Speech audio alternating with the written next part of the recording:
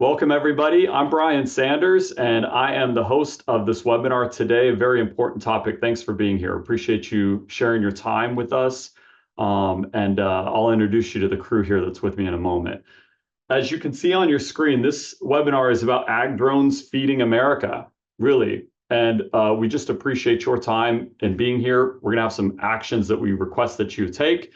You're going to hear some great topics about security and the benefits of these aircraft, and we'll have a great Q&A at the very end. I'm still allowing people to come into the webinar, but we're going to get started here. And a couple things that I want to show you. So on your webinar, at the very bottom of the screen, you'll see a Q&A. Okay, throughout this session, at any time, if you've got a question, go ahead and send it in the Q&A. And then we're going to do the Q&A itself at the very end of the webinar, okay? About quarter till is when we'll start the Q&A. So anytime, again, throughout the sessions, if you've got questions, just send them in that Q&A, and that's how we'll know what's on your mind, okay? And your question might get answered during the actual sessions, and that's cool too. So the next thing here that I want to show y'all is that one of the most important actions to take. So throughout the webinar, you'll see a QR code on your screen on every page. So if you're like, well, I'll do it later, it's fine. It's going to be on there the whole time. That QR page will take you to this link, a Drone Advocacy Alliance. This is a portal that's set up specifically for agriculture, and it's the best way. It is the best way to contact, both call and email your state reps, okay? All of the politicians behind this. Now, as you can see on this screen that I'm showing, you'll be able to actually pre-fill. You can type in your own message there, or you can use the pre-filled one. And then it's going to have your information. You'll fill that out, follow the instructions, and then hit send message. And everything else will be on that page. Again, it's going to be linked throughout the entire webinar. And then at the end of the webinar, y'all, we'll send this actual URL as well. So if you don't have a QR scan or anything like that, don't sweat it. We got you. All right, we are going to get started here. Looks like people are still rolling in. So if you've joined recently, welcome. Glad you're here. Thanks for being with us. And we're going to get started with some introductions. So again, my name's Brian Sanders. I'm the president of HSE UAV. We're based in Castleberry, Florida, just north of Orlando. And Dr. Steve Lee, I'll have you go next. Hey, good afternoon. My name is Steve Lee. I'm an extension professor in Auburn University. Great. Thank you. Steve. Taylor. I'm Taylor Moreland. I'm the CEO of Agri Drones. We are based in Boonville, Missouri. Great. Arthur. This is Arthur Chen. I'm a founder and CEO of Pegasus Robotics. We are based at Missouri, Seattle, Iowa. All right, Mariah. I'm Mariah Scott. I'm the CEO of Rantizo, and we're based in Iowa City, Iowa. Okay, bouncing around over to you, Brad. Yep, my name is Brad Smith. I'm the Chief Revenue Officer of Drone Nerds, which is based out of Fort Lauderdale, Florida. Great. Thanks, Brad. All right, Jeff. I'm Jeff Clack. I am a drone representative for Bestway Ag. We are located in Hopkinsville, Kentucky. Excellent. All right, thanks, everyone. We also have two of our operator experts that are with us as well that we'll introduce a little bit later on. So if you see those two gentlemen, particularly handsome, in my opinion, but you'll get introduced to them in a couple minutes, all right? Okay, Dr. Steve Lee, why don't you start us out here with this topic, just walking us through, facts about the industry. Yes, sir. So for the drone industry in the U.S., operators sprayed 3.7 million acres in 2023. And also these operators sprayed in 41 states in agriculture setting. Over 50 different crops were sprayed using drones. And also 48% of the spray drone purchasers had opportunity to go back to the farm. Compared to the alternative options, the drones made in China are significantly cheaper. The alternative options cost on average 2.5 times more expensive, which hurts the ROI and the profitability of the drone operators. And also in total, $79 million were generated in rural community by spray drone providers. It's really impressive, just the level of impact. And I think most of the folks that are here with us attending this might not be a surprise to you. And at the same time, we're still actually compiling that data. So you can consider these kind of minimum numbers because that data is still coming in. Yeah. Thanks for that, Steve. Mariah, Yes, I sir. want to pop over to you next and just walk us through, like, what is this Countering CCP Drones Act? Can you walk us through Yeah. what are we talking about today? Sounds good. So this is one of those things that at first take, you might be like, whoa, like what's happening here? The Countering CCP Drones Act is a bill that would require the FCC to add DJI to the covered list. So right now it's only DJI, but the bill's sponsors and a lot of the talk around it is very clearly to extend that and expand to all Chinese drones. So what would that mean? It means the FCC can no longer approve new equipment authorizations for DJI products or software in the United States, and they can also revoke existing authorizations. So that means no new DJI products could be approved in the US, and that DJI drones currently in the US could be grounded. In addition, if you use software that operates on DJI products, even if that software is from a US company, US software developers, that could also be subject to the same restrictions.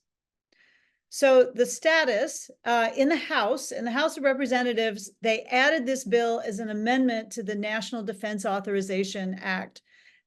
So that means that it kind of got out of the House by being tacked on to a much bigger bill that's really critical to move forward.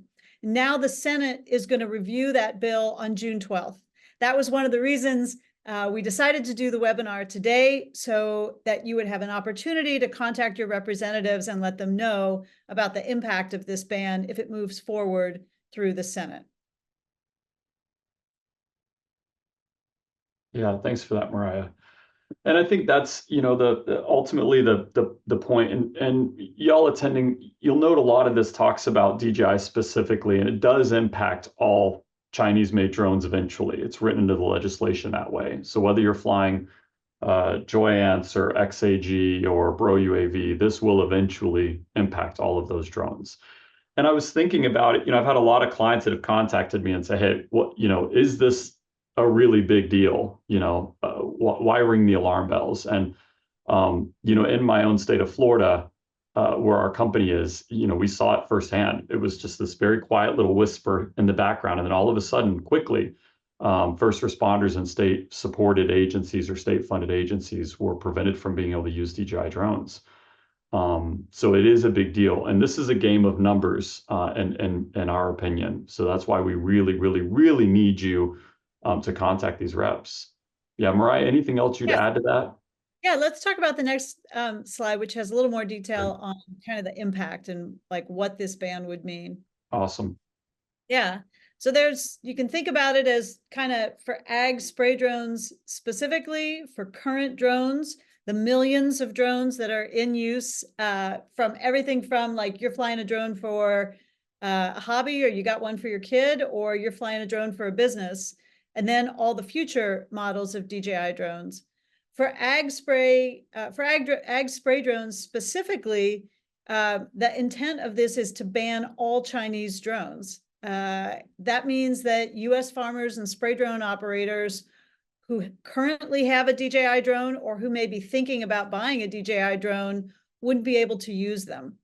And the kind of the net effect of that is that spray drones are going to become a lot harder and more expensive to buy. We really don't have US manufacturers who are able to compete at the same price point, at the same capacity, at the same performance. And we'll talk a little bit more about that. It's not apples to apples at all, looking at what the other options are. If you already have a drone, it means the federal government could decide at any point that you're no longer allowed to fly the DJI drones that you've already purchased. So that's kind of a big deal too, that, you know, you've invested in this equipment, you're using it on your farm, you're using it to run a business, you're providing, you know, a real benefit. And if this passes, the federal government can just decide that you can't fly that anymore by revoking that FCC license to operate. And for future models of DJI drones, it means that you wouldn't be able to sell or use any of those drones in the US. So it's a pretty big impact. It's why we're kind of raising awareness and trying to make sure that we're getting the word out about the positive benefits of these drones and kind of what we're seeing, and try to interrupt this before it happens. Yeah, thanks, Mariah. Really well said. All right, Brad, I'm going to come to you next, sir. Let's talk about this subject matter right here. Perfect. Yeah, thank you. So, at Drone Nerds, I mean, all drones, regardless of country of origin, need to adhere to the best practices and cybersecurity standards. We believe in the importance of connected devices, cell phones, smart cameras, etc., to be protected from cyber attacks. These expectations should be at the forefront for every American, and really goes beyond manufacturer or country of origin. So that the drone industry can leverage established practices, protocols, and certifications to ensure safety really for everyone.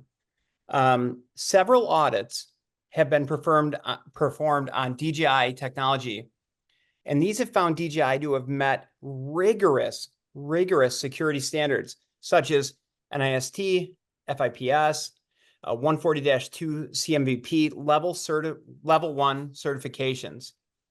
Now, beyond audits, DJI and other drone manufacturers have local data mode. For example, within Agri solutions, you can turn off auto syncing of flight logs and ensure your RC is not connected to the internet. Our confidence in the security of the manufacturers we support is really strong. We're committed as an industry to offering the best solutions available, not only for our farmers, but for every American that they support and every American using a drone. Today, many of the best agricultural solutions in terms of performance, price, and reliability do come from China, and we want to make sure that people have the opportunity to still utilize those. We need to offer the best solutions for everyone, not just our farmers, and we're committed to that.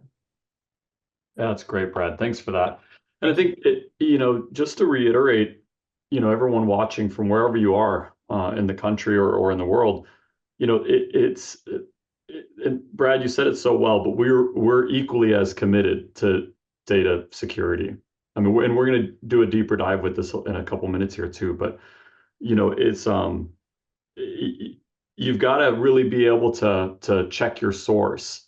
And Jeff, I'll talk about that a little bit too. But yeah, thanks, Brad. So we don't want you hearing this from, oh, these are the people that sell these products. So of course they think they're all great, but the work has been done. The independent third-party research has been done.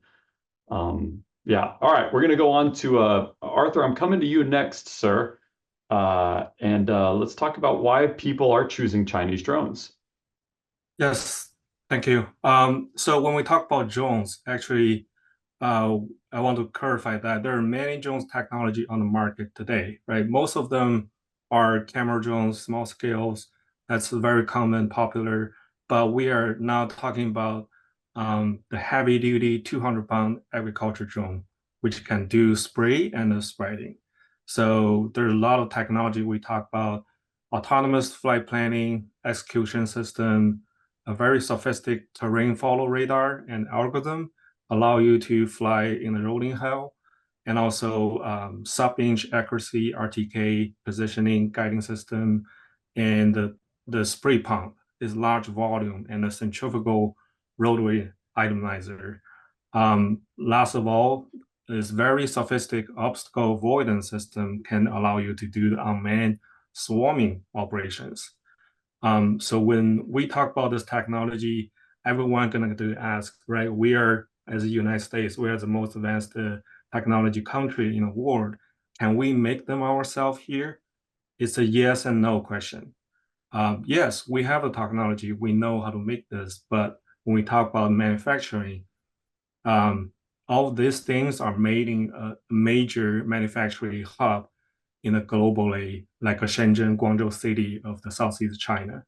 And then everything supplier, manufacturer, or distributor facility are within the 5-mile proximity of the country of the company to making this. So when we talk about the cost, right? How quickly you can get the parts, how quickly you can get the laborers, and there's the economy of a scale, how massive production you can make, and there's a subsidy from government. All that contribute to you can get the best quality of the product with a reasonable and affordable cost. And then that's the supply chain strengths China have today.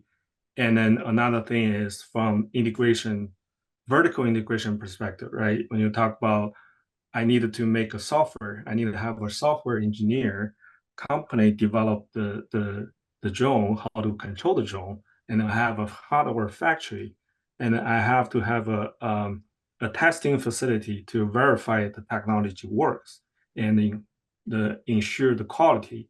All of that vertical integration also happened in one city, so which dramatically reduce the cost and then you increase the quality when you make a product like this, right? Then again, why China is on the edge of the spray drone technology? Technology come a long way. It's evolved, need a market, need a user, and a time. So all the way back in 2007, companies like XAG and DJI, they already started to experiment at a spray system into the drone and help the farmers in the rural areas of China. And in 2014, and the Chinese farmers has already started to adopt drone technology in a large scale, also with the help of government subsidies. And from then, 10,000 of drones has been sold in China every year. And then imagine how many farmers has benefited from that technology since then. And in 2017, countries like South Korea, Brazil, and the United States started to sell the spray drone as well. And with the huge number of users globally use the drone in their daily operation, right? The technology can evolve very quickly.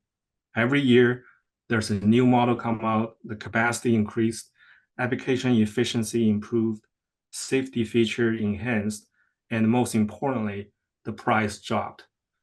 And then today, farmers like us, we can use drone to spray 800 acres a day with 2 drones, only costs for $70,000. Imagine a sprayer costs for $700,000. Compare with that and how much benefit, how much cost efficiency and efficacy perspective, because you are not touching the crops at all, can bring into the farming industry, can bring to our competitive edge on the global grain market, right? When we talk about corn and soybean, how can we compete with Brazil from the economy perspective? The drone really is a key factor in that scale. That's great, Arthur. And then, Thank you. You mentioned, yeah, thanks, Arthur. You really added a lot there. It's perfect. Really good points. And I think one of the things that Arthur had mentioned, y'all, is the Chinese drone manufacturers they have domestic support, and we also encourage domestic support here, and that could be in grants, that could be in tax incentives, that could be in any other kind of incentives that the U.S. government provides to encourage U.S. development of this technology. And we are very, very, very great advocates for that happening. All right, great. Yeah, thanks for that, Arthur. Next, Taylor, I'm coming over to you. And I want to hear from you specifically, how have these drones helped to create rural jobs? Talking about the economy, let's just move right through that. Thanks, Brian, and thanks everybody for being on here. So I should start off by saying that I am an ag kid. I'm not a drone kid. I grew up on a small family dairy farm here in Missouri. Ag's always been a big part of my life. That's exactly the reason that I got into this business. It wasn't because I thought drones were cool. It was because I thought these drones could solve a supply-demand gap with aerial application in the ag industry. More and more farmers are demanding air application for products like fungicide on their corn, soybean, cotton crops. And there's not enough pilots, helicopter airplane pilots, to solve that demand, to bring supply to solve the demand. And so drones are a natural fit. It's exactly the reason I got into this. I thought, what's the benefit to the farmers, right? Solving their issues. What I quickly realized is these drones weren't just solving the supply-demand gap. These drones were creating jobs in rural America. They were creating opportunities for young people across rural America in areas where those opportunities did not exist. That way they could, they could buy a drone, they could start a business, and they could instantly provide revenue for their family, for them to be able to return back to the family farm and actually help with harvest and help with planting season. And the off season, they actually get to use these drones as a tool to create a job, to create a business, and to provide revenue in that rural area. A quick example, one of our early customers was working as a head chef in St. Louis, Missouri, and he came from a family farm in Southwest Missouri, always wanted to return back to the family farm, but of course there's not enough revenue on the farm to come back. And so I talked to him, we looked at the numbers, he decided he would go ahead and get a drone, return back to the farm. They had neighbors they could spray for. And within a month of him starting that business, quitting his job, moving his family back to the family farm, starting that business, he paid off his investment and was creating revenue so that they could live on the farm. That was his dream. And it took him 15 years, and this technology was the key ingredient for him to be able to do that. And that is what created our mission statement. You see it right here behind me, empowering rural America. Our mission statement was not to solve the supply-demand gap. Our mission statement at that moment forward was to empower rural America with new opportunities. Since then, we've had young men and women as young as high school students get drones, get a loan for a drone. It's not a cash-intensive operation. Just like Arthur mentioned, a young person can get a loan for a drone, start a business, and it's the best summer job that you can ever have. Not only that, but it is a full-time job for so many people out there, hiring pilots and creating revenue and creating opportunity for their families. So this is exactly what we want to keep doing, and this technology allows us to do that. Wow, so well said, Taylor. Yeah, thank you for that. It's 19% of the purchasers or that are starting these new businesses are veterans as well. And I love the opportunity for these, I'll call them youngsters. I'm 40, I think I can say that now. But a lot of these our young workforce is grew up with the remote controller in their hand of some sort, right? And they love, I think there's an aspect of really wanting to provide a service to your country, veteran or not, but also wanting to do something that makes a big difference and is fun, is engaging, is unique, is cutting edge. This industry really provides that. Yeah, and I guess maybe I should elaborate a bit more on what happens if this this ban goes through. What happens to new pilots who want to start a business, who want to move back home to the family farm, who live in a rural area and want to start a business there? Well, that essentially kills that opportunity. It really does. I mean, there are so few options outside of this technology that are affordable to be able to actually start a business and make it profitable for a young person. For existing pilots who have a business right now, that will put more strain, depending on how if the ban goes through and what the ban looks like, to actually continue that business. So it would be the opposite of our mission statement. If this ban goes through, then our mission statement is essentially is done. Yeah. Yeah, it would be something like hurting rural America and taking away opportunities would be like that would be the outcome. Yeah, Mariah, what you got? Well, I was just going to say, the way this is currently worded, there's also the potential that for those folks who have already purchased equipment, who already have an ongoing business, that they wouldn't be able to fly anymore. That now they've bought equipment and made that investment and wouldn't be able to go fly those drones and deliver that service. Yeah. And I think also it's important to say, everyone that's here with us, this is we're a bit caught in the crosshairs. Collateral damage, in this agriculture. This legislation wasn't originally written with us in mind, but we're very, very, very, very, very much going to be impacted by it. You know, and if other sectors of the industry, like police and first responders using these drones, you know, if you're like, yeah, I don't know that I feel good about that, even after hearing all of these security analyst reviews and all of that, fine. But like, you know, we are very much collateral damage in this. So yeah, I just wanted to point that out too. Next, we're going to move into anything else, Mariah, Taylor, or anyone on that topic? I think hearing from the operators in the field firsthand it would be great. Yeah, let's do it. All right, perfect. So next, I'm going to introduce y'all to Yanni Matson from the Fort Worth, Texas area with Vortex Advantage Ag. And Yanni, I'll turn it over to you, sir. Thank you. Thank you, Brian. Thank you for everyone for joining us today. I think this is an important topic, and I'll just speak for a couple of minutes here as an operator in the field on the front lines, both as a custom applicator here south of Fort Worth, Texas, but also a dealer for Agri drones up in Boonville. You know, I often get asked when I tell people what I do, like, how did you think of that? How did you get into the business of you know, crop dusting with drones? And I really have to tell them, you know, I have an aviation background. I'm an aviation enthusiast. I also come from a winery background where vineyards and vineyard management was part of that role. And I really wanted to do something that tied those two experiences that I've had in my previous life into this new venture that I was planning on embarking on here south of Fort Worth, Texas.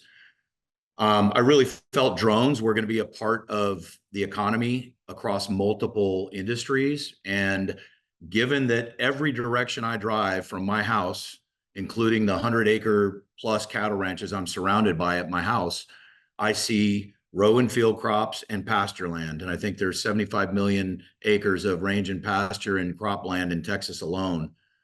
And I saw an opportunity one day when I stumbled across, I'm a YouTube fanatic. I stumbled across one of Taylor's videos, Taylor Moreland, and man, sucked me down the rabbit hole big time. And I just went all in. And I decided I happen to have the means to be able to invest and do this right and get after it, build a trailer, and now starting to create jobs within my area and my own network, hiring people to work with Vortex Advantage Ag. But in addition to that, being able to sell drones to farms and ranches that have large enough operations where I can empower them to you know, include this technology in their operation and really make things more efficient. And when they have more efficient farms and ranches, that means the food supply chain is more efficient for U.S. Americans. I really do believe, you know, Taylor did a great job with his mission statement of empowering rural America, because that is something that really has hit home with me here in Texas, is that, you know, farmers and ranchers out here, this is a tough business. It's not easy, you're right. And I always knew that, but I never really knew it to the extent I know it now, living amongst them, working with them, having them hire me. So being a part of that is a very fulfilling process for me as an operator. I like to provide services that are going to benefit farms and ranches in the area. And I'm just incredibly fulfilled by the happy faces that I'm spreading out there. So that's pretty much it in a nutshell. But the velocity of growth here in the Fort Worth and in the Texas area is off the charts. We're finally kind of catching up with where the Midwest is at in drones right now. So I hope that gives a good perspective of where we're at down here in Texas. Yeah, it really does, Yanni. A question for you too, just to expand on, you know, what do you see for yourself would happen? You know, all the customers that you have, right? Both on the hardware side and the services side, what would you see?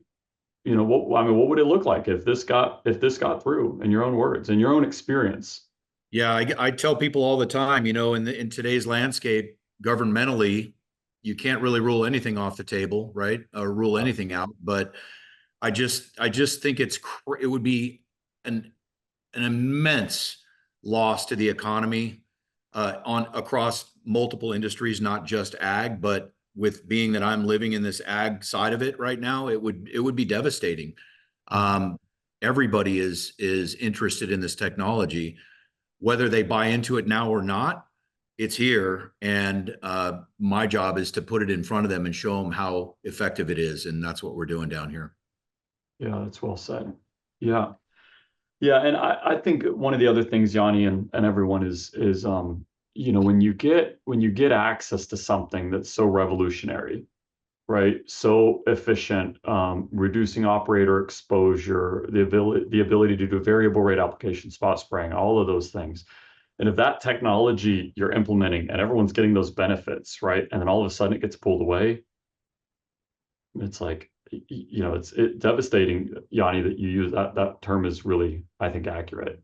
Agreed. And all of us are, you know, on this call, and I assert everyone that's in attendance here is, you know, committed to all of us, you know, being able to eat. At the end of the day, this impacts everyone in this country and beyond. And, you know, we're asking, you know, Arthur mentioned this earlier, we're asking growers to compete on a global scale.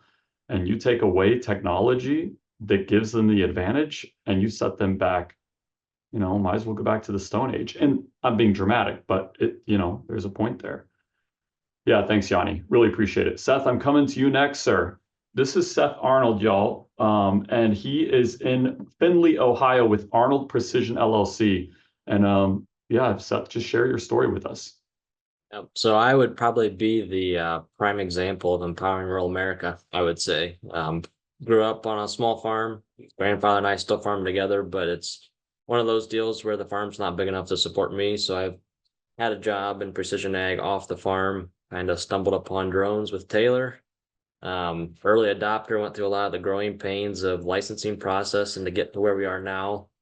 And the business has grown far beyond what I ever expected it to. Was able to just hire my first full-time employee straight out of college. Never thought in my 20s I would have an employee working for me, but that's what the drone business has allowed me to do. Small family, 2 young children and a wife that are supported by this business. Probably 40 to 50 plus customers that have worked with me, either purchasing drones to start their own businesses. So really the drone business has given me a lot of opportunities that I wouldn't have gotten anywhere else. And back to the difficulties of young people getting back into the farm. Really, unless things were gifted to me, I never financially saw a way to be a part of the farm until the drone business came around. Drone business has been able to generate income and revenue that I couldn't do otherwise. And it's given me an opportunity to actually realistically think about one day farming because I can financially support that through business opportunities that have came. And as far as my customers go, I've had customers that have been school teachers that have came to me and said, hey, I want to do something different in the summer. You think this would fit? I've had customers that have zero ag background. I would say it's been more popular in the last 6 months to a year. Zero ag background, hear about spray drones and the opportunities they provide and say, hey, you know, I got a factory job. I'm not cracked on it. What can I do with the spray drones? Tell me about it. And next thing you know, they're buying a drone. They're asking to build a trailer and they're starting a business from scratch, you know, no ag background, but they see the opportunity.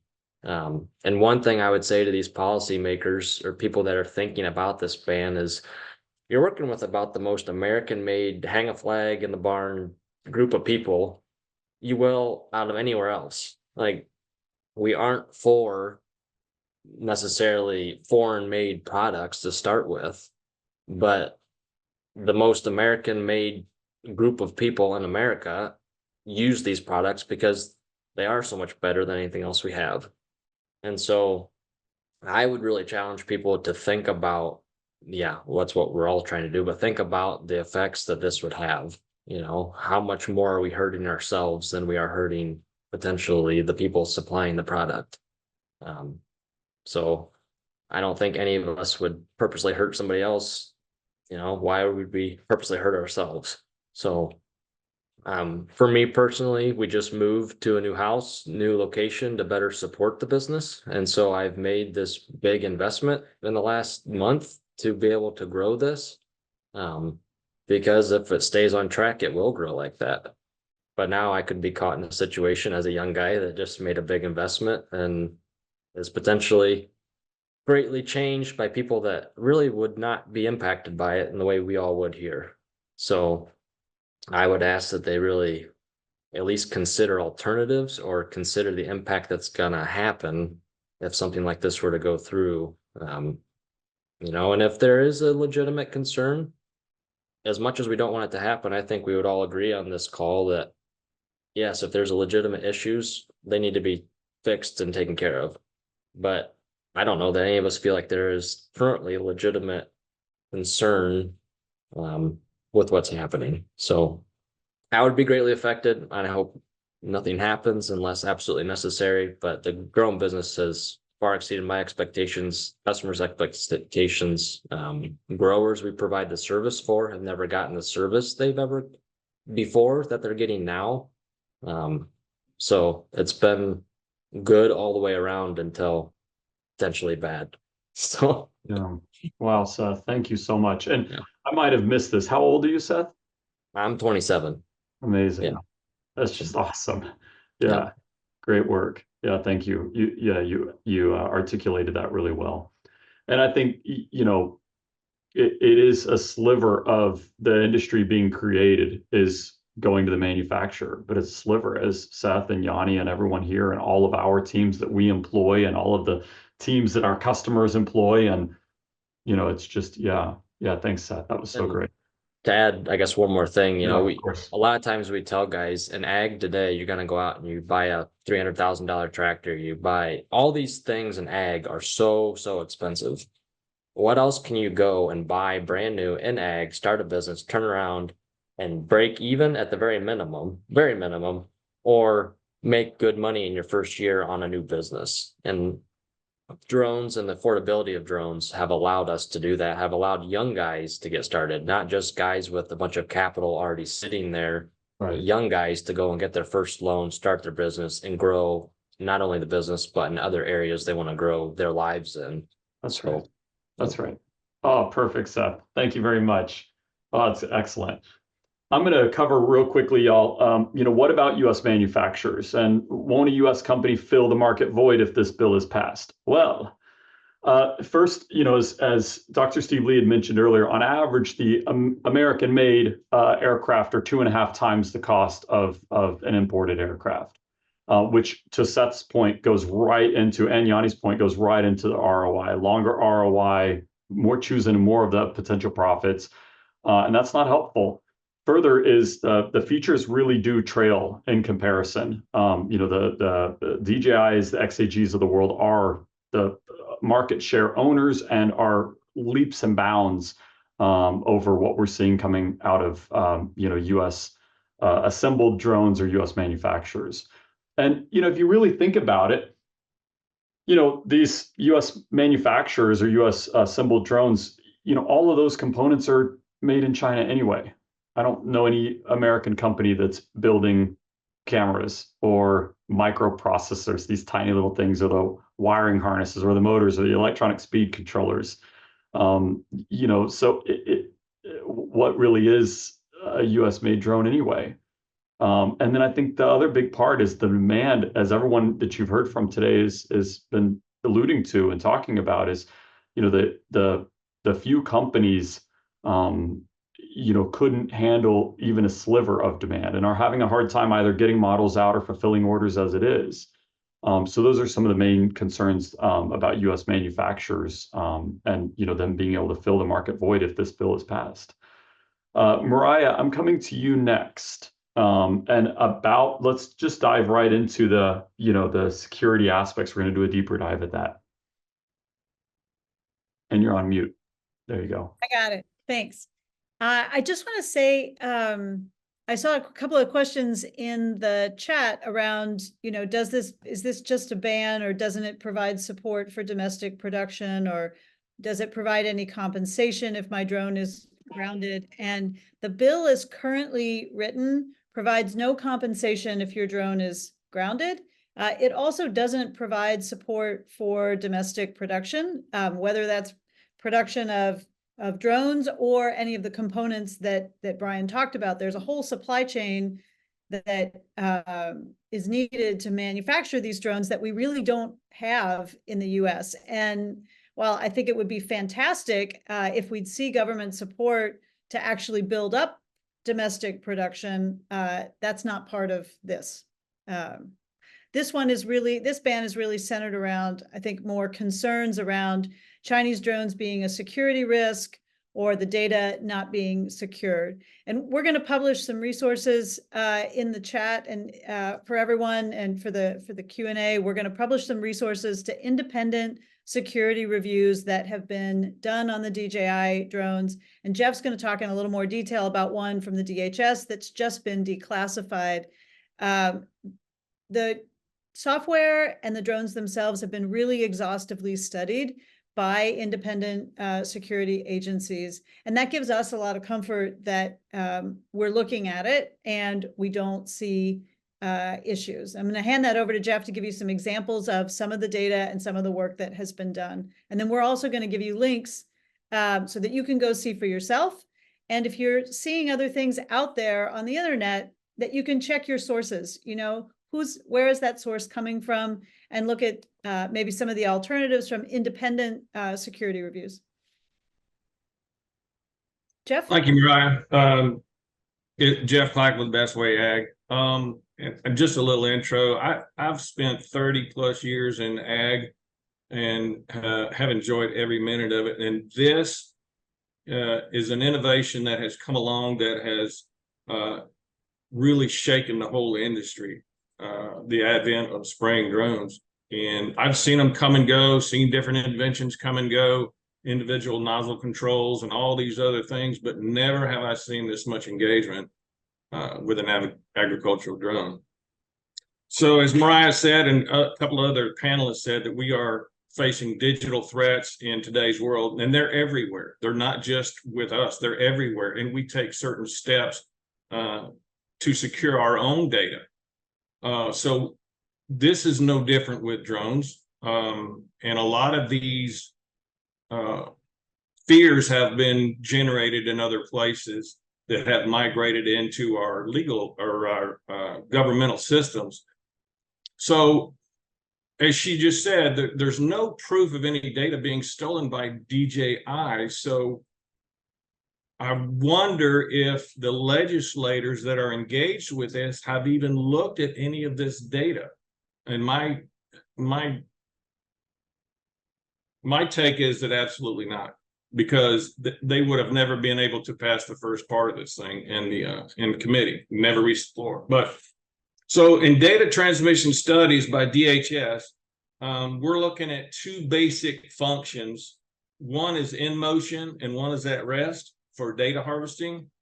So when we talk about in motion, we're talking about from the drone to the flight controller, flight feedback data, et cetera, that has to do with the real world flight of the drone. And from the memory card to the long-term storage, that is what we consider at rest. So once the data has been removed by us, is it vulnerable? No, it's not. There's just no way that anybody's going to extract any kind of useful data on that. So we know that the drone can only communicate with the flight controller. And is it necessary to have internet connection to operate the drone all day? Obviously, the answer is no. So using a type of spread spectrum technology that is frequency hopping, it's a kind of a similar version of that. We've seen that in RC, and Taylor kind of alluded to that, how common this whole thing got started just out of flying airplanes with cameras on them. Well, we've come a long way. And so the biggest concern now is obviously the security. The FBI, DHS, and the Cybersecurity Agency for Infrastructure. The Chinese government is allowed to request data from any Chinese company. DJI is no exception. But what about the data that they get? Is it actually going to be useful in any way? And the answer to that is no. So it's more than just raw capabilities and reliability that is critical to efficient operations and safety. The unmanned aerial systems are complex, are very complex, and the DJI hardware and firmware systems are very reliable, and that's what makes them a target. Competition is always good. You heard that in these talks too. Competition is always good. So by removing one competitor from the marketplace, it doesn't really incentivize anybody else to make a product that is just as reliable and performs just as well as DJI, right? So we have to wonder what those motives are. So the extensive testing that DHS did was to isolate the drone, put it in its own environment that is not any kind of RF cannot permeate this facility. They brought in GPS signals, and so the drone would operate without props. Of course, they were testing the behavior and the communications aspect of it, and nothing in that room was subject to interception. So using the frequency hopping on the two frequencies that operate the DJI drones, it was not able to be intercepted in any shape or form. So again, it kind of makes us wonder why they have taken such a big step in something that is unfounded. So do your own research, look at what the drones have been doing, and determine what your outcome is based on your research. What are the motivations behind this? So it does raise suspicion. Yes. And one of the other well points said, one last point that I wanted to make was this line was given earlier in the presentation that said the act would also add any software capable of operating DJI products to the covered list would be banned as well, including software produced by U.S. software developers. Now that should tell you something. Yep. Yeah, thanks, Jeff. Thanks, Mariah.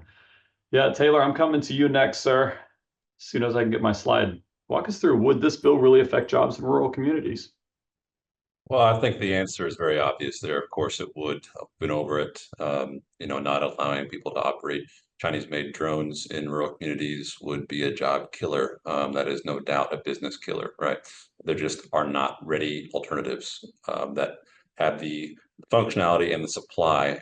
And we're all in favor of more manufacturing here in the U.S. We're all in favor of more options for drone models, more competition. It serves the pilots better. This bill does not do that. This bill kills jobs, and perhaps maybe years down the road there will be an alternative. But I think there's better ways to solve that problem. So the answer here is obvious. Of course, it will be a job killer and a business killer in rural America. Yeah, thanks, Taylor. Yeah, all right, y'all. We're going to move into our Q&A, and I'm going to show you this slide again at the end. This has a bunch of the QR codes for actions you can take today. I'm going to move right through the slide, and again, we're going to end the webinar with this slide up, and again, we're going to send you the links, including the PDF that Jeff was talking about a moment ago. So let's jump right into the Q&A, and thanks again for everyone who submitted those questions.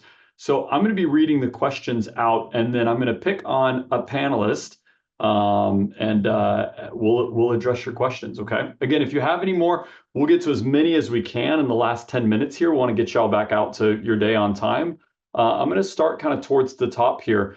This is a question from Lucas, and Mariah, I'm going to come to you with this. It says, are there any positive aspects of the CCP Act?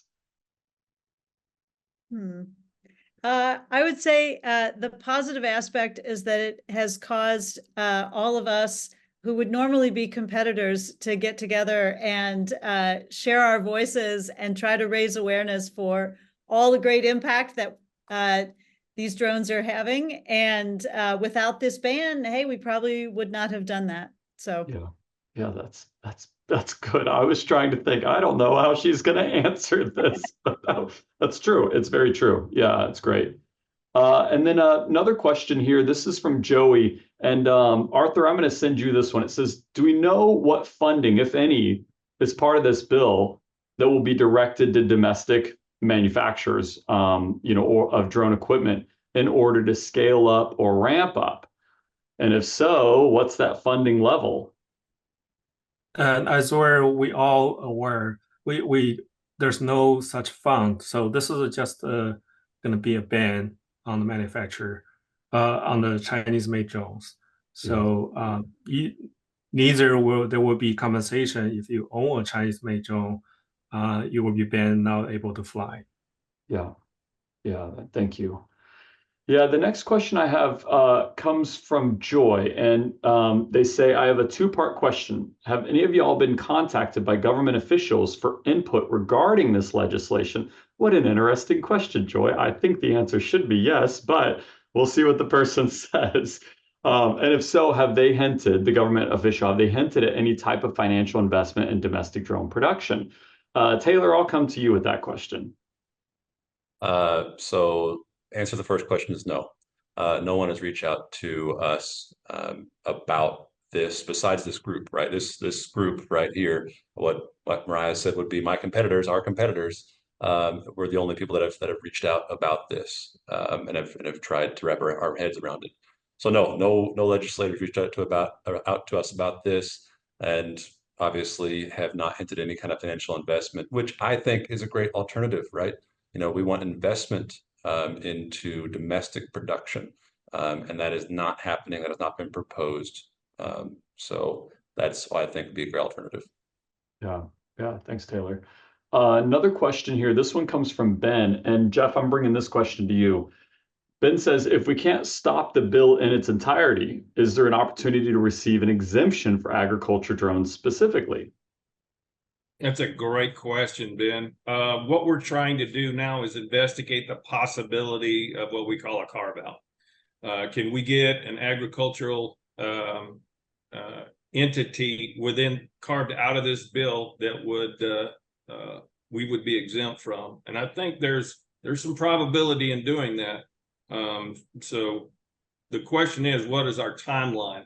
So that's going to be the key issue, and we're going to find out a little bit more about that. But we have already discussed making an ag carve out. Yeah, thanks, Jeff. Thanks, Ben. Good question. If you decide to contact your legislators, senators or House reps, that is something that you could ask about and say you would recommend an exemption or a carve out for ag drones specifically. That's something that we're considering. I think, our first preference would be to just stop this ban and have something that's more carefully considered. But as Jeff said, an exemption for ag would also would help for sure. Yeah, Mariah, while I've got you, I've got another question here from Ben, and Gregory asked the same question here. Which is, DJI just announced that they're going to disable flight records sync in the US or give that option. Do you think that will have an impact on this ban at all? Well, I think that's a great question. I think they're doing that in response to this ban, to this proposed legislation. They've had local data mode for a while, so, and I think they're kind of moving forward with that, giving people the option to not sync to the cloud and to have more of their data locally. I don't know is probably the very honest question. I think right now, I think it really depends a lot on just raising awareness with enough people in Congress, in the Senate and in the House of the impact. I think the impact of the proposed ban has not been very well considered from just kind of what we've seen talking amongst ourselves. Some of these questions like, has anybody reached out to you? Jeff saying, has anybody read the studies? Have they talked with folks in the industry? It doesn't seem like that has happened. So I think the best, the biggest thing is just creating more awareness of the impact right now. Yeah, great. Also, panelist team, if you could help, just given our timeline, you can go into those Q&As and then pick any of them and hit type answer and just start responding to people. So everyone attending, watch your Q&A bubble, because some of our folks here will start typing answers.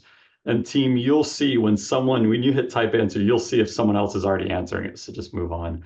Another question, Mariah, I'm going to come back to you on this one. This is from Kelly. She says, is there currently someone that's designated as a lobbyist or spokesperson on the Hill for this coalition?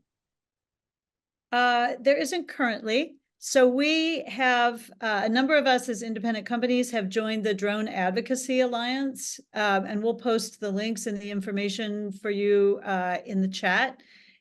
They are kind of the umbrella group across all the different industries where drones are used that has been advocating for your right to choose and use the drone that you want. And so we have kind of teamed up and tried to align with that effort and done ag-specific resources and ag-specific information through that Drone Advocacy Alliance. Great. Yeah, thanks, Mariah. And then another question here. Let's see here. Looking. Oh, let's see, Taylor, I'll come to you with this one. When is the earliest we could know the outcome of this bill?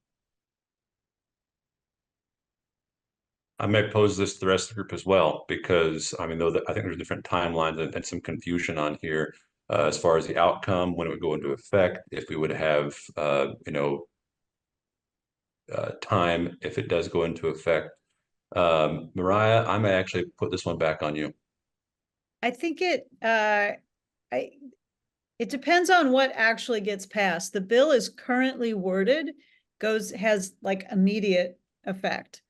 But I think it's unlikely that would happen. What they're trying to do is amend it to the Defense Authorization Act. And then that would have to get reconciled between the House and the Senate to see what the final language is. So certainly we'll be trying, and others who are trying to talk to folks will be trying to influence that timeline for how it would go into effect. But as currently written, it goes into immediate effect. Right. Yeah. Thanks, Mariah.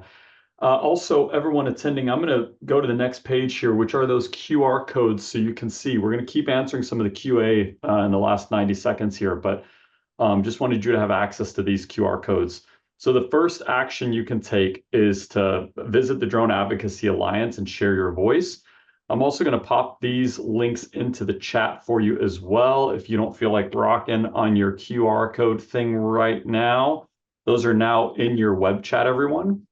And then I'm also going to upload a PDF that Jeff and Mariah had mentioned earlier that's been unclassified. So that'll come to you in your web chat in a couple moments here. It's a big file.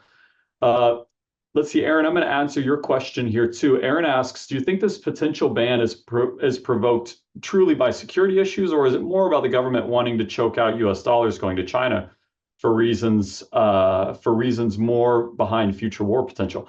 That's a really good question, Aaron. It's kind of hard to tell, what's the real intent behind this. And I think part of it is, really just that at the end of the day, I think this is a hot topic, and I think it's a lot of political theory. Now, this isn't the committee's point of view. This is certainly Brian Sanders's point of view. I think it's a lot of political theater, and it's a hot topic to be anti-China right now, and I think that's a lot of it. It's clear to us as we read through the legislation that this didn't consider, and none of us have been contacted about, hey, what are the goods, what are the bads, would we hurt American farmers? None of that's been part of this from what we can tell. So I think a lot of it's just theater, Aaron. And then Jarrett asks, will the recording of this webinar be available? The answer is yes. Jarrett, we'll send that out to everyone once this is posted. And then let's see, that's the end of the time, y'all. So thank you. I just really appreciate you on behalf of everyone here, this coalition. Thanks for the time you've taken. Please do click on those links, because when we close this webinar out, they'll be gone. And then we'll also send out a follow-up with the recording of this webinar, again with those links, but please take action today. We know that the group is meeting again. Mariah, I think they're having is it a Senate meeting that's happening on Wednesday or Thursday? Yes, we think the Armed Services Committee is meeting this week, Wednesday or Thursday, to have a hearing on this. So you'll see that QR code that says contact your Armed Services Senate Committee members. Those are the folks who are probably next up to be reviewing this. In the House, they've already passed it as an amendment to the Defense Authorization Act. So the focus right now is on the Senate and trying to build awareness for, especially for the impact in agriculture and to try to build impact there. So that Armed Services Committee, that's probably going to happen this week. And then in general, your US senators would be good ones to reach out to as well. Yep, and that'll be the first, second bullet point, y'all. In your chat, contact your reps. We'll get you right there. Yeah, again, thank you. Please, as a reminder, everyone that's attending, click on those links because when we end the webinar, they'll be gone. And just thanks for being here. All right, appreciate you. Thanks, everyone. Thanks, everyone. Thanks for attending.